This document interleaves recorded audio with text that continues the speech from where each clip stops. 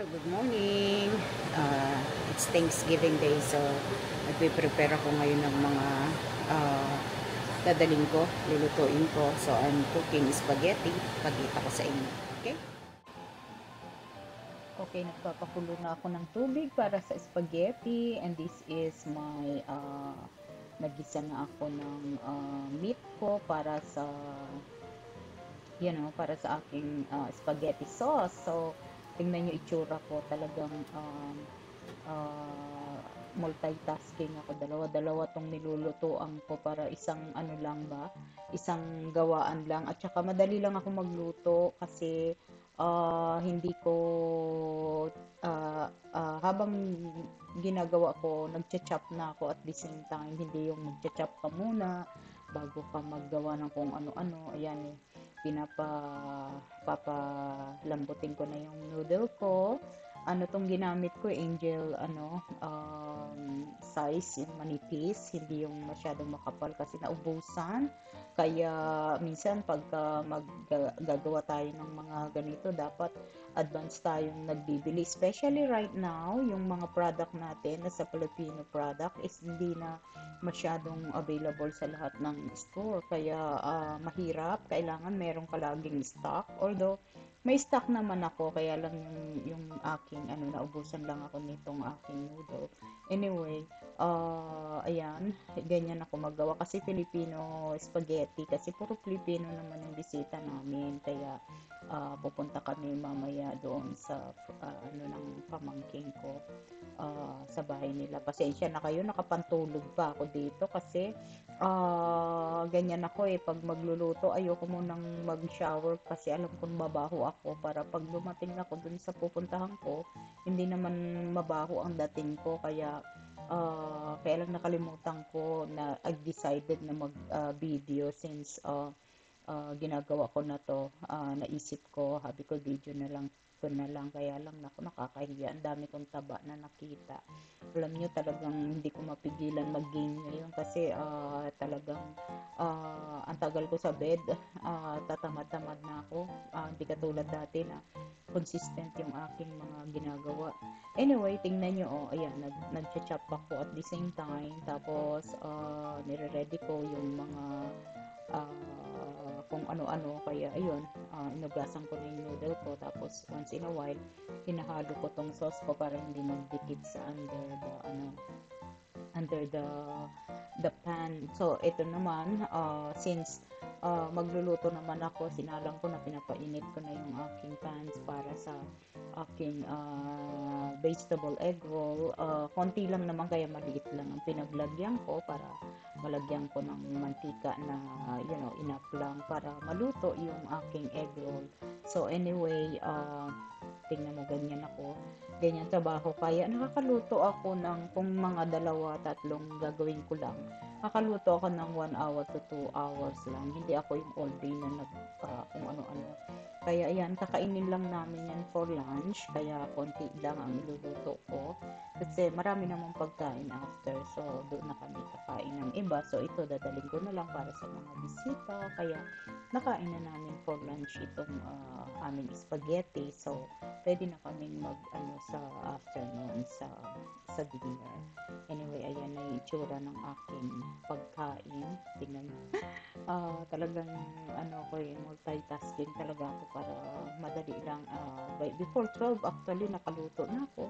May kakainin na kami. So okay lang. Ayan. Tingnan nyo, dahan-dahan lang ang pagluto ko para hindi siya masunog at maluto rin siya sa loob. Sa bagay, luto naman na yung mga gulay niyan under pinaano ko ng konti, ginisa ko ng konti bago ko ni-wrap. So, marami akong ready to eat na mga ganyan. So anyway, dito na tayo sa continue sa pagluluto natin. Marami akong kaartihan.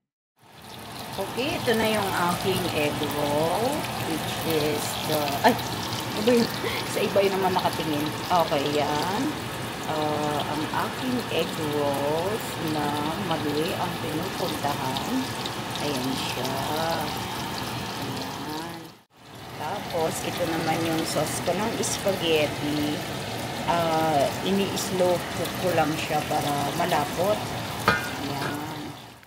natin ulit. Ayan, almost done na tayo. Yan na. Malapit na siya maluto. Pinabrown ko lang ng konti. Para hindi naman siya, para crispy naman. Ayan. Vegetable ito kasi kain kami ng spaghetti para sana yung karne kaya lang wala nang ano yung spaghetti, wala nang vegetables. So yan na lang ang ito. Ito na. Almost done na yan. Dadaling ko ito sa kabila pero since marami naman pagkain doon, kakainin na namin itong spaghetti na yung lunch. Dinner kasi doon. Hello. Ito, malapit na tayo matapos magluto. Hugasan ko lang itong mga ginamit. Kunin ko yung aking mic. Baka hindi niya ba. Okay, mag-uugas muna tayo ng pinggan. At ang mga ginamit ko para malinis dito sa sink. Tapos, almost done na yung luluto ko. Mahina na lang yung sauce ng spaghetti ko. So, pwede ko nang ugasan dito ng mga ginamit para wala na tayong mga basura. Marami pa akong kalat ko. Kasi, aayusin ko pa itong mga meat ko. Kaya ito, ugas-ugas muna tayo. Kasi mamaya, doon kami magdi-dinner sa pamangkin ko, sa hipag ko. Doon kami tonight. So, may mga iba rin silang bisita doon, pero mga kamag-anak din. So, medyo malaki kaming grupo this time for Thanksgiving. So, anyway,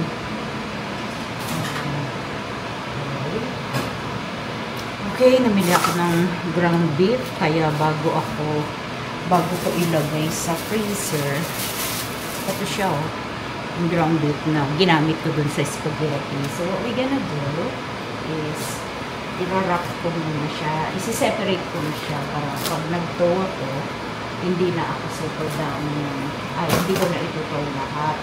So, anyway, ayan siya. Hatiin ko lang.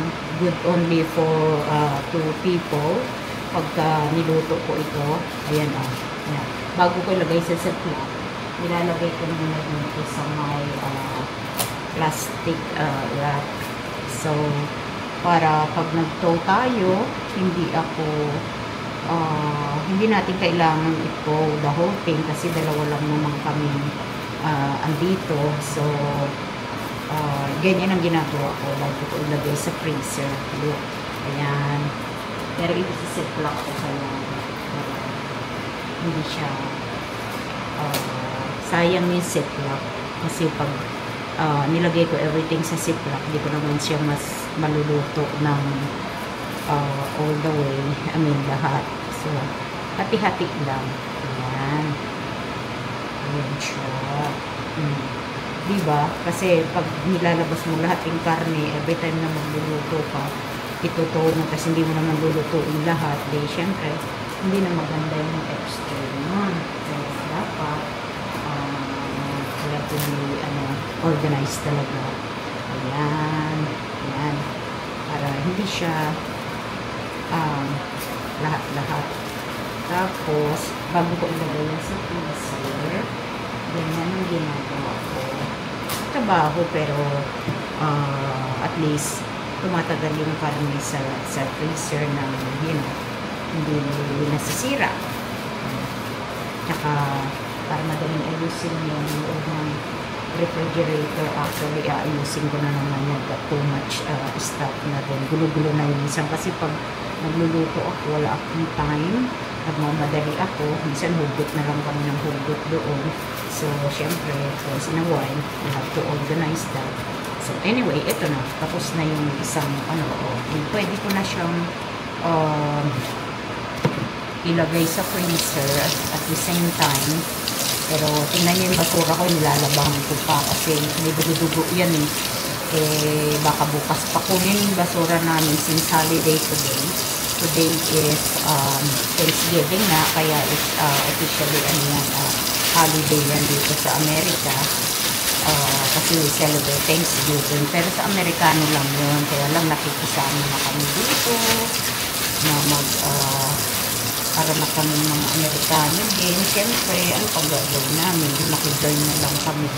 Although, hindi naman yan history namin. And, siyempre, American citizen ka na rin. So, kailangan makijamming ka na rin.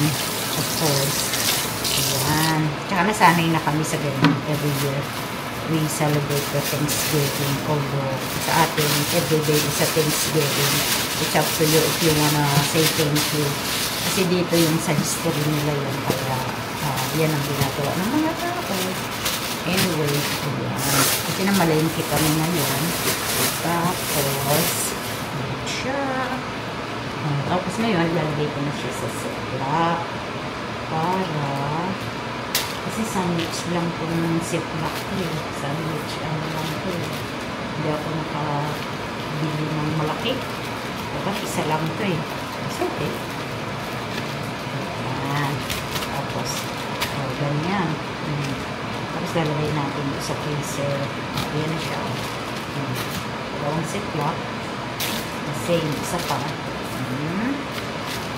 Pag nilabas ko yan, hindi siya sabay-sabay na naiputol. Pero yung mga karne ko, matagal. Matagal namin niluluto. Hindi ka yung bili ka ng bili. Diyan kasi sa atin, pagkakain ka, bibili ka. Bibili ka muna ng iluluto mo. Anyway, ako nasusunod na ito. Yung sauce ko almost na. Malapit na siya. Yan yung spaghetti dito. Ibang pagluto, ibang style nila dito. American spaghetti o Italian style. Parang mga marinara lang nilalagay nila. Tayo, marami pang marami pang chicken toasting na nila. Pinapalapit ko pa yan. Bago ko ilagay dito. Ini-mix ko na para yung mga tao. Hindi na yun. Iba kasi pag gumawa sila ng sauce, so minsan naiiwan yung noodles, inubos na nila yung sauce.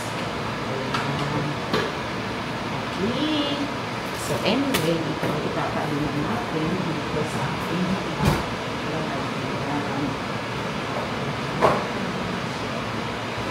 okay, tapos mamaya, dahil pag gagawin yan,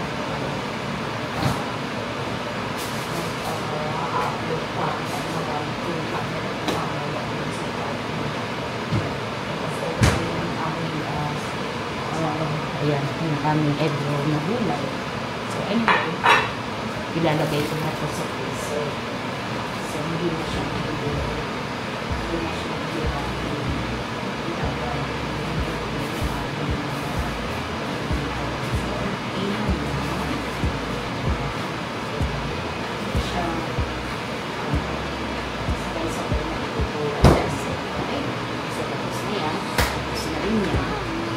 Anyway, ito pa pala. Kasi, bumili ako ng karning pamilaga. So, ipapalambot ko na ngayon yan. Tapos, since wala naman kaming paso, ipapalambot ko siya para ready na siyang iluto.